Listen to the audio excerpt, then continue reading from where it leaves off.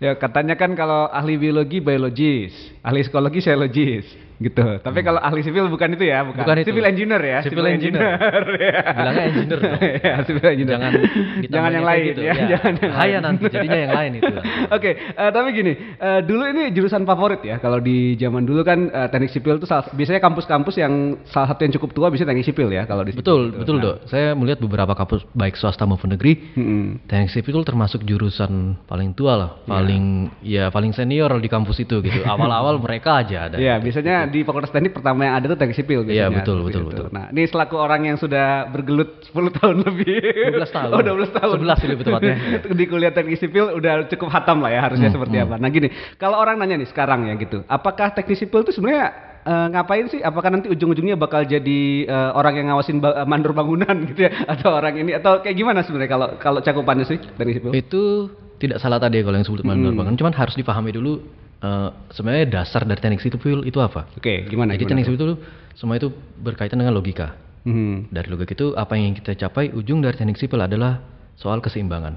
Oke. Untuk yang pernah kuliah di teknik sipil umum atau teknik pada umumnya, kita belajar yang namanya ada di awal tuh mekanika teknik, Dok. Ya, betul. Mekanika teknik kalau kita lakukan analis ujungnya selalu nol dan nol. Keseimbangan ya. Iya, makanya teknik sipil berbicara soal seimbang. Oke. Kalau kita itu sudah seimbang, aman seperti itu. Itu. Jadi dalam konteks konstruksi bangunan dan yang lain-lain diperlukan dalam konteks tadi ya supaya bisa stabil, aman, stabil, gitu. aman ya, dan bisa digunakan seperti Nah, itu. gitu. Kalau kuliahnya ngapain aja sih biasanya teknik sipil? Kuliah itu ya, kalau teknik itu sudah pasti ada yang namanya praktikum. Iya pasti. Sudah Gitu. pasti, itu sudah pasti ada. Dan mata kuliah itu banyak. Kalau dulu saya kuliah itu bilangnya responsi. Oke, Jadi ya, contoh matematika atau mekanika teknik itu kita belajar teorinya di kelas. Ya. Nanti responsinya itu kita belajar menganalisa soal seperti itu. Studi kasus lah. Studi kasus biasanya langsung ya, ini. seperti itu contoh. Jadi sebenarnya pada prinsipnya seperti teknik lain ya, pasti belajar fisika, pasti belajar matematika, pasti belajar data statistika dan yang lain itu ya, kan. ada, Gitu. Pasti betul, gitu kan. itu pasti itu. Terus akhirnya diterapkan dalam konteks kalau dalam teknik sipil berarti ke arah infrastruktur lebih tepatnya. Infrastruktur. Jadi teknik sipil itu berbicara tentang infrastruktur. Nah, di teknik sipil itu ada 6 cabang. Ya. Itu berbicara tentang strukturnya sendiri. Oke. Terus yang berhubungan dengan substruktur di bawah struktur itu geoteknik ya. Terus berhubungan dengan hidroteknik yang berkaitan dengan pengairan segala macam. Lalu manajemen konstruksi. Kemudian terakhir itu transportasi. Oke, ya. Nah, seperti itu. Jadi memang pembangunan infrastruktur kayaknya core-nya di teman-teman teknik sipil ya sebenarnya. Teman-teman teknik sipil atau tidak, tapi tidak menutup kemungkinan juga teknik lain ada. Iya, ya maksudnya arsitek pasti ngerancang desain gitu kan. Tapi di lapangannya nanti itu giliran teman-teman teknik sipil. Nah, sebenarnya kalau dalam konteks negara berkembang ini sangat dibutuhin ya sebenarnya. Karena kan kita butuh banyak infrastruktur, jalan, bangunan, jembatan dan yang lain-lain itu semua sebenarnya core-nya di teman-teman ya berarti selama ini. Iya, jadi seingat saya presiden pertama kita tuh jurusan teknik. Iya sih, iya. Bung Karno teknik sipil ya. Bung Karno teknik ya? Sipil. Iya benar. Dia teknik sipil. Makanya itu melihat ya seperti yang Ridho bilang tadi, negara kita masih berkembang ya. Jadi pembangunan akan terus berlanjut sampai beberapa tahun ke depan. Iya. Untuk khususnya infrastrukturnya sendiri seperti itu. Nah, dan kabarnya kita masih kurang ya sebenarnya tenaga yang ahli di situ. Iya, ini saya melihat, saya nggak tahu mungkin karena jurusan IT lagi hype-nya. Saya lihat lagi hype-nya. Digital, bro. Iya, digital. saya beberapa kali tuh membaca berita tentang Indonesia tuh kekurangan sarjana teknik. Mungkin lebih tepatnya kekurangan sarjana teknik yang mau kerja di teknik. Iya, betul. Ya, jadi karena ya ada yang dia lulusan teknik tapi kerjanya tidak sesuai jalur dia gitu. Ya mungkin ya kalau bisa sesuai lah ya. Sesuai. Masih kerja ya. Sudah 11 tahun kalau nggak sesuai mah gimana? Iya. Lagi ngerjain proyek sekarang ya lagi. Ya, sekarang saya kebetulan posisi saya itu saya ada di divisi engineering. Jadi di tempat saya itu ada 2 divisi, operasi dan engineering. Nah, kebetulan saya di divisi engineering yang berhubungan dengan desain. Desain dalam arti desain struktur proyek itu. Seperti itu. Nah, jadi sebenarnya kalau dibilang tadi masih kurang gitu ya. Jadi kan kayaknya masih banyak hal yang kita butuhin. Sebenarnya kita butuh lebih banyak sebenarnya civil engineering di yang kerja ya, ngerjain bidang itu. Karena kan kita sekarang lagi hype-hype-nya tuh ya, ngebangun banyak hal ya, ngebangun tower, ngebangun jalan, ngebangun bangunan, banyak lah jembatan dan yang lain-lain gitu. Nah, kira-kira apa nih kira-kira kalau seandainya ada teman-teman nih yang mau gabung gitu mau masuk dalam kuliah teknik sipil, kebayangnya sebenarnya lulusannya bakal kemana sih kalau itu? Teknik sipil itu kalau lulusannya itu terbagi dua ini besar, konsultan ataupun kontraktor. Oke. Nanti itu akan kebagi lagi. Konsultan ya. Cara beda-beda kerjanya dua itu biasanya di mana kalau? Konsultan tuh mostly dia di kantor aja. Walaupun ada kan namanya kantor proyek, tapi dia tetap di kantor karena dia menerima data, umpamanya nih klien saya mau bangun jembatan panjang sekian, dipakainya sekian, yang lewat di atas kendaraan apa aja. Nah itu konsultan akan melakukan analisis. Kalian butuh strukturnya pakai seperti ini, desainnya bentuknya seperti ini, seperti itu ya. Terus kalau kontraktor dia yang mengerjakan. Walaupun tidak menentukan, di dalam kontraktor sendiri ada divisi yang seperti kayak konsultan desainnya ya. Iya, ada seperti itu. Dan itu umumnya dikerjakan sama teknik sipil atau kadang-kadang barengan sama yang lain ya kalau bisa di konsultan maupun di kontraktornya? Kalau konsultan tuh gimana core konsultannya? Contoh konsultan gedung, dia pasti akan mengerjakan dengan anak elektrikal juga dan arsitek apalagi. Jadi umpamanya gedungnya jadi nih, tapi gimana di jalur elektrikalnya? Kalau istilah kami di gedung tuh MEP, Mechanical, Electrical and Plumbing. Pipa air dan ini ya, jalur air ya, intinya seperti itu. Nah, tapi kalau anak arsitek biasanya ini ya gaya-gayaannya yang kalau jadi arsitek itu kalau saya sih melihatnya dia ke fungsi bangunan dan tampilan depannya seperti estetikanya apa. Ya, pasti estetikanya. Cuman memang ini dari dulu saya mendengar arsitek dan sipil itu selalu berdebat. Umpamanya contoh, saya butuh tiang di sini. Sebenarnya hasil analisis itu struktur butuh tiang, tapi menurut arsitek jangan, itu mengurangi estetika. Mengurangi fungsi bangunannya sendiri gitu.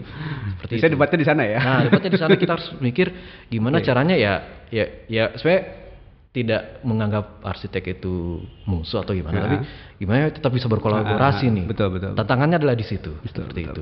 Nah, jadi di dua tadi ya, biasanya bidang kerja utamanya memang berarti konstruksi bangunan dan emang ini ya, banyak lah ya proyek infrastruktur yang lain seperti itu. Nah, kalau mau masuk teknik sipil nih misalnya, kira-kira butuh jago di mana sih gitu kan katanya kalau itu?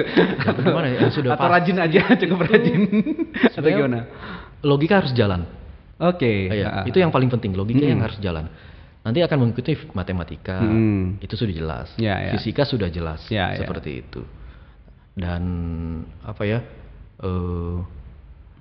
saya setelah beberapa lama kerja itu ternyata komunikasi ke orang itu juga perlu belajar. Oh betul sih ya, karena harus berkolaborasi dengan beberapa bidang lain tadi ya. Sekarang gini, kita mungkin kalau komunikasi sesama anak teknik sipil, saya ngomongin momen distribusi momen mereka ngerti. Anak teknik lain mungkin ngerti.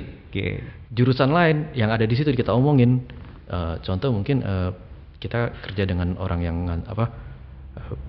yang ngecat gitu.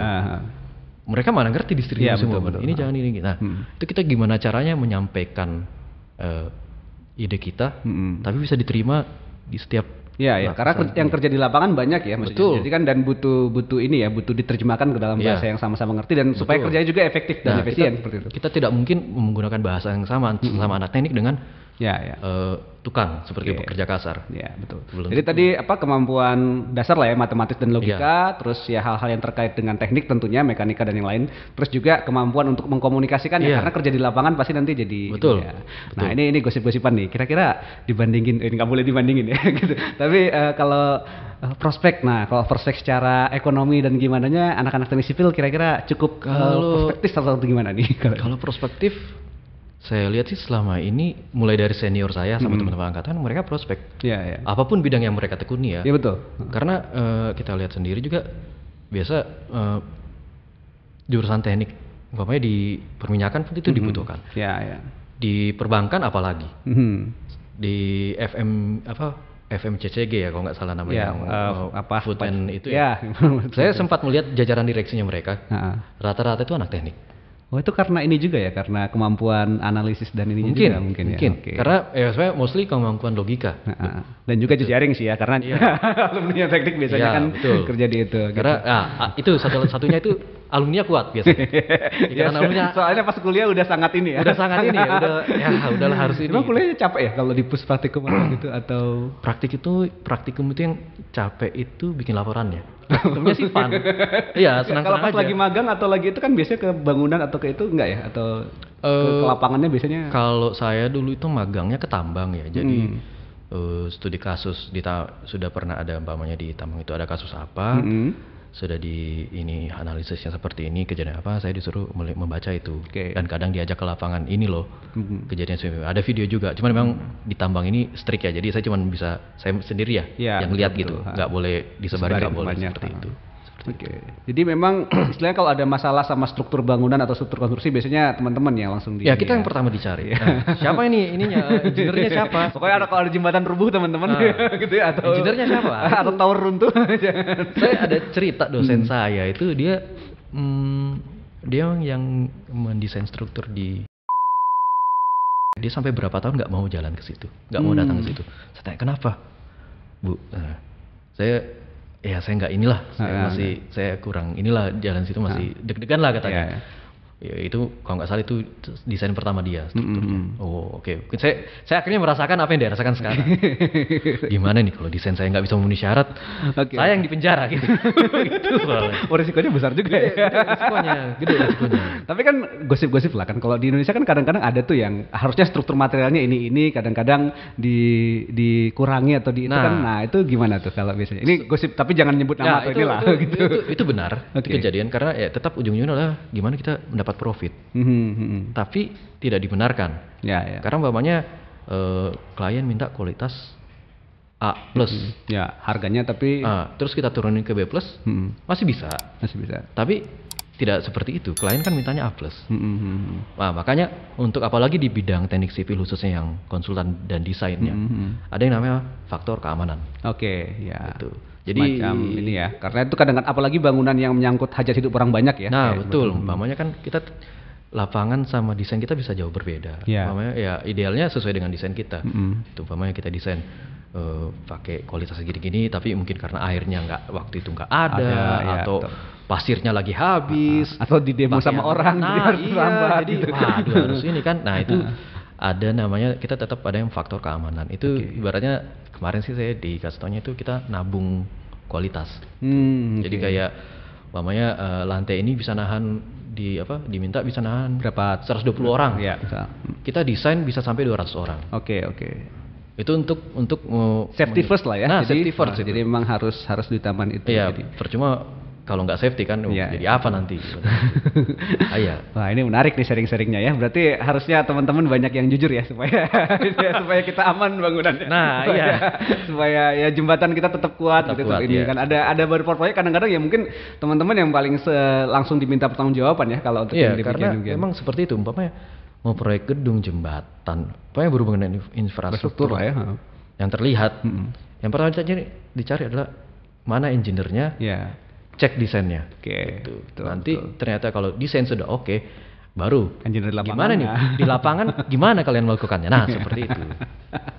Tapi sebenarnya kalau boleh jujur berarti prospektif lah ya, cukup inilah ya, karena kan beberapa proyek itu nilainya gede. Saya sih kalau melihat wah ini nilainya nggak apa ya.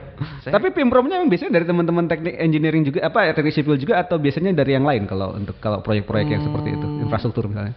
PIMPRO-nya biasanya anak teknik sih, bukan, tapi nggak harus sipil. Elektron, teknik mesin. Tapi biasanya pasti anak teknik PIMPRO.